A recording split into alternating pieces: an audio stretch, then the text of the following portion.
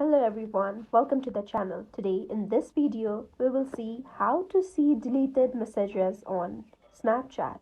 One thing that you have to remember is there is no direct way to have access to deleted messages on Snapchat. So what you can do is simply click on your profile and then tap on the setting icons, which is on the top right corner. Once you click on the settings, scroll all the way down to the support section and tap on I need help.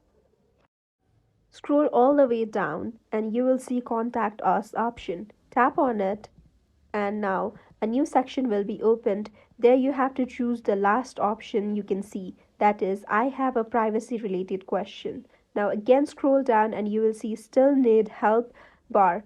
Click on Yes. Now you have to choose How can I object the processing of my information option, and then again scroll down to fill the detailed information which has been asked by the Snapchat app. There you have to enter your username, your full name, your email address, and the region where you are residing.